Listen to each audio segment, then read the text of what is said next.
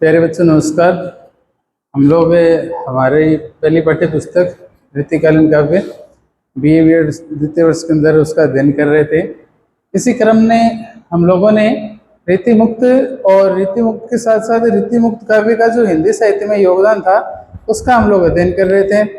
तो उसके अध्ययन के अंतर्गत हम लोगों ने पढ़ा कि जिस तरह से रीतिमुक्त काव्य के और रीति सिद्ध रीतिबद्ध जो रचनाकार रहे और उसके साथ साथ उन लोगों की अपनी कुछ विशेषताएं रही।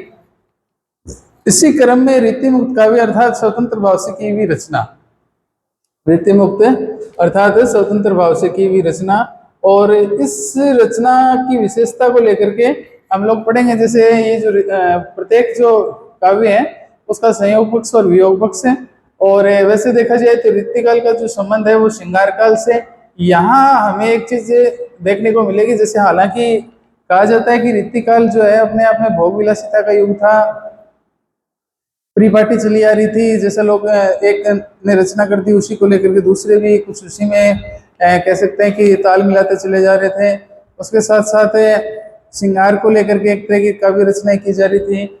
इसी क्रम में कह सकते हैं कि आचार्यों की जो होड़ है वो लगी हुई थी, एक खुद को श्रेष्ठ दिखाने का प्रयास किया जा रहा था।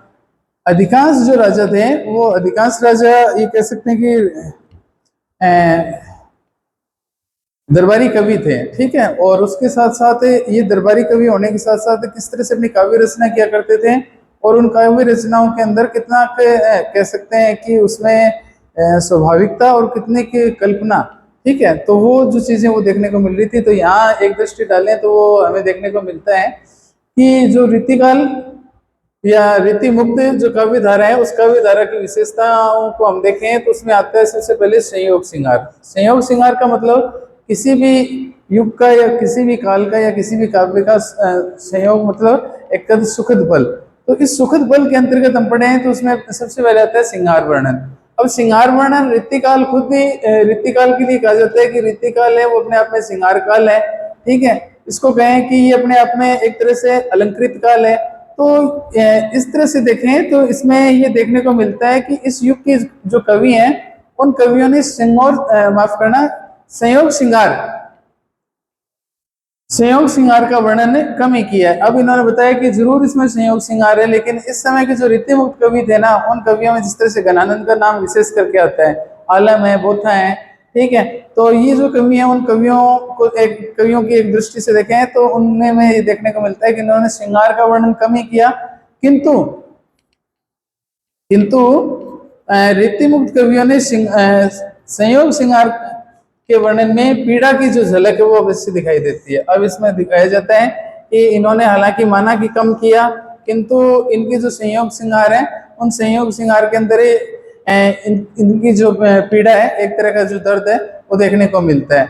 अब इसके साथ साथ वो कहते हैं कि उनके संयोग श्रृंगार के अंदर वर्णन की पीड़ा की अनुभूति भी विद्यमान है, और परंपराओं के अनुसार तो संयोग श्रृंगार है वो हर्षमूलक होता है। अब देखा जाए तो जैसे परंपरा की दृष्टि से देखें तो परंपरा का मतलब ये है कि संयोग श्रृंगार को देखें तो संयोग में तो सारी चीज सुखद ही होती हैं, और यहाँ ये कहते हैं कि साफ साफ उन्होंने कहा भी है कि संयोग श्रृंगार है वो हर्षमूलक होता है। हर्ष मतलब खुशी, ठीक है, होता है, किंतु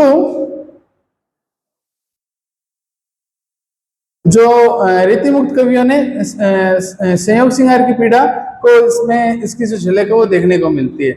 इसके साथ साथ वो कहते हैं कि रीतिबद्ध जो कवि थे उन रीतिबद्ध कवियों ने नायिका भेद शास्त्रीय सांचे के अनुसार उनका वर्णन किया, पर रीतिमुक्त जो कवि हैं उन्होंने नायिका को व्यक्तिगत रूप से प्रस्तुत करने का प्रयास किया।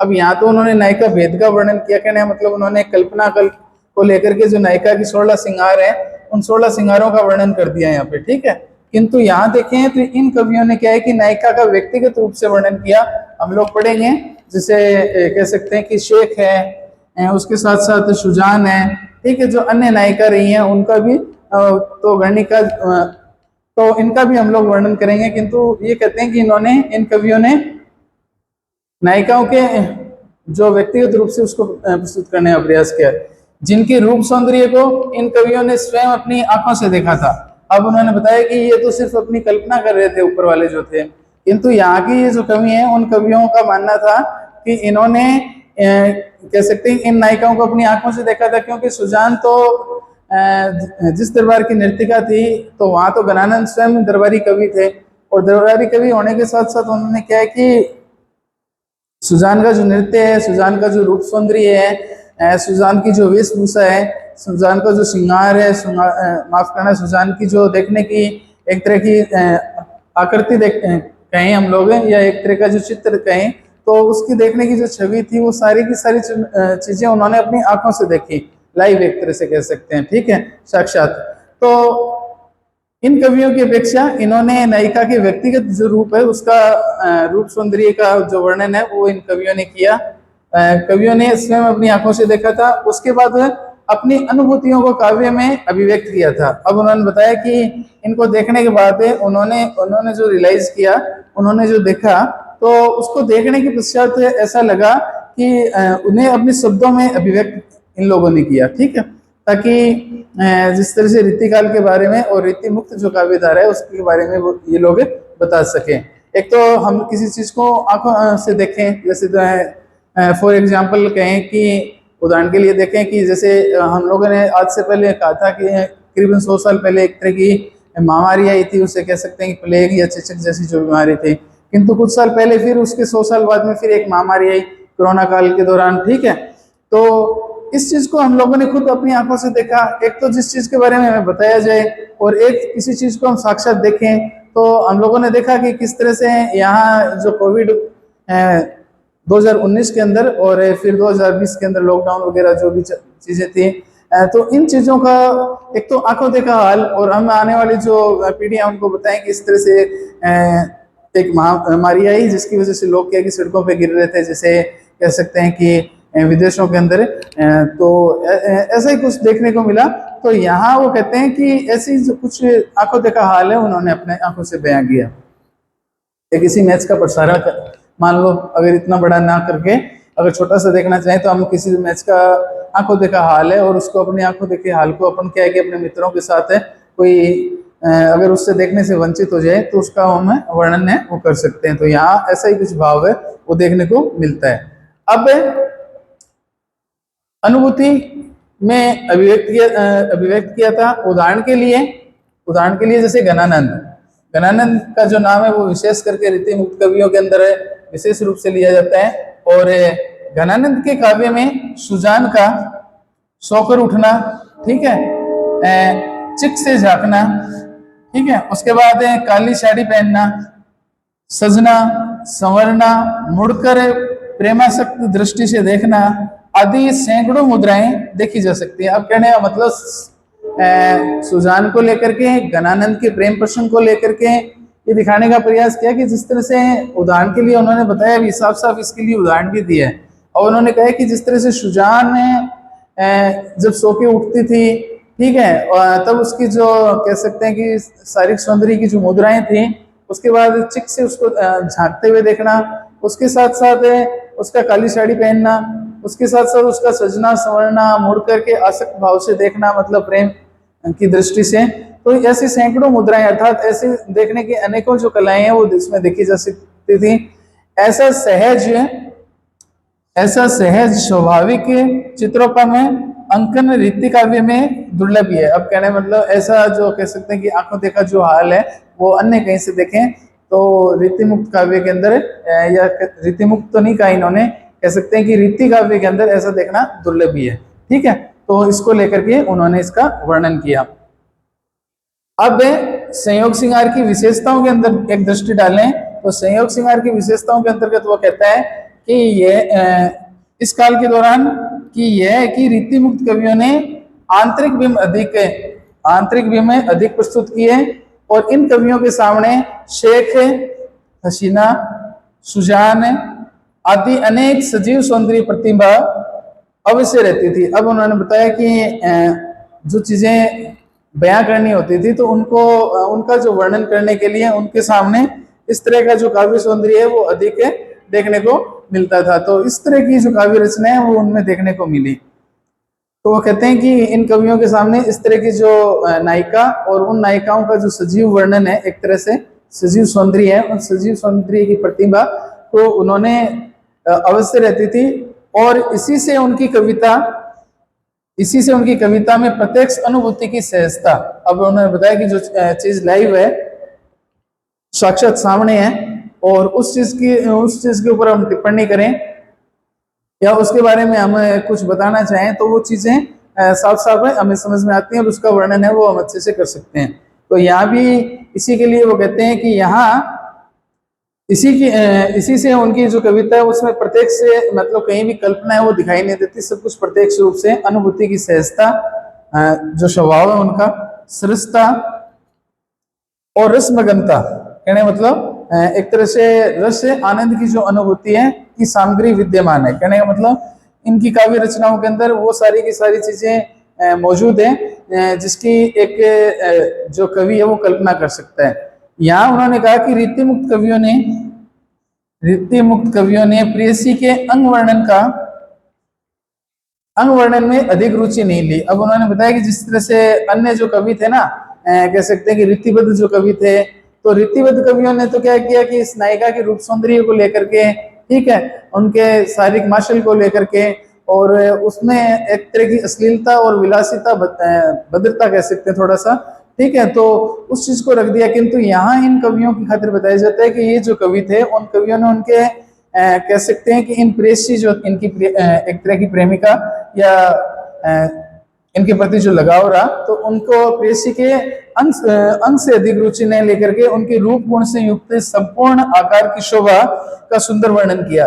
अब उन्होंने बताया कि यहाँ इनके शारीरिक सौंदर्य तक ये नहीं रुके वो लोग, उन्होंने उनके क्या है कि उनके जो रूप और गुण, जिस तरह से कह सकते हैं ना कि जब हम नारी सौंदर्य का जिक्र करें तो नारी सौंदर्य के अंतर्गत है, जैसे नाम आता है कि उपयुक्त स्त्री पद्मावती का जो रूप उसमें झलकता है। कहने का मतलब जिस तरह से पद्मावती जो थी उनका जो रूप सौंदर्य या उनके जो 16 श्रृंगार थे, ठीक है, और जैसे हम कैसे कह सकते हैं कि जो माँ लक्ष्मी है तो उनका जो साक्षात रूप है या रूप सौंदर्य है, माँ पार्वती है, माँ सरस्वती है, ठीक है, माँ देवी दुर्गा है, तो उनको कह सकते हैं कि उनका जो रूप सौंदर्य है, राधा जी हैं, ठीक है, तो वो अपने आप में अनुपम है, ठीक है, उनकी कोई बराबरी नहीं की जा सकती। तो यहाँ उनके रूप के गुणों की जो प्रशंसा है वो की गई है।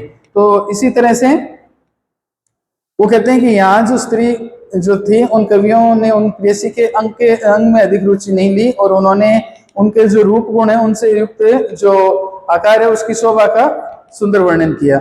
उन्होंने शारीरिक स्पर्श का वर्णन कम करते हुए, कहने मतलब अभी जो मैं आपको बता ही रहा था कि शारीरिक स्पर्श का वर्णन कम करते हुए और मानसिक उल्लास का अधिक उन्होंने वर्णन किया। अब उन्होंने कहा कि उनका जो शारीरिक सौंदर्य था या शारीरिक स्पर्श था उसका वर्णन कम करते हुए, और उन्होंने उनकी जो मानसिक स्थिति थी ना, उनका जो कह सकते हैं कि एक तरह का जो चित्त था उसका जो वर्णन है वो हमें अधिक देखने को मिला। उन्होंने रीतिबद्ध कवियों की भांति आलिंगन या कुरुचि पूर्ण चित्र अंकित नहीं किया। अब उन्होंने बताया कि जिस तरह से रीतिबद्ध जो कवि थे तो ये रीतिबद्ध कवि, उन रीतिबद्ध कवियों ने जिस तरह से आलिंगन रूप का, ठीक है, कह सकते हैं कि उनकी एक ऐसी अवस्था और उसमें जो कुरुचिपूर्ण, अगर समाज में बैठ करके हम लोग देखें या पढ़ें तो वो ठीक ठाक नहीं बैठता, तो ऐसे चित्रों का अंकन है उन्होंने नहीं किया, ठीक है। उसके साथ साथ है यहाँ तक कि खंडित नायिका का वर्णन भी प्रेम की विषमता को ही अभिव्यक्त किया गया। अब उन्होंने बताया कि यहाँ तक कि ये जो कवि थे उन्होंने एक तरह से जो खंडिता नायिका है, ठीक है, जैसे कह सकते हैं कि खंड अर्थात टुकड़े, और जिस तरह से वो अपने पति से अलग रहती हो, और उसके साथ साथ ऐसी किसी भी नायिका का जो वर्णन है वो उन्होंने नहीं किया।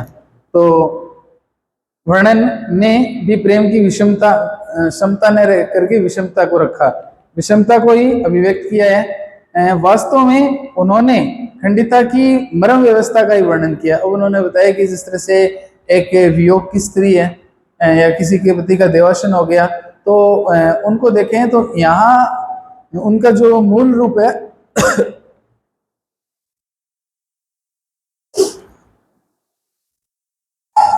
उस मूल रूप को व्यक्त नहीं करके और उन्होंने खंडिता की मर्म व्यवस्था का जो वर्णन है वो देखने को मिलता है। उसके साथ साथ प्रेम की विषमता को अभिव्यक्त किया है। उसके साथ साथ वो कहते हैं कि रीतिमुक्त कवियों ने स्थूल श्रृंगार के चित्र नहीं खींचे। उन्होंने प्रथम और संयोग के अवसर ही कम मिलते हैं। दूसरे में वो देखते हैं कि प्रिय के साक्षात्कार के समय उनकी रूप सौंदर्य की जो आभा है वो मस्त हो जाती है और चकाचौंध में भी उनको दिखाई नहीं देती।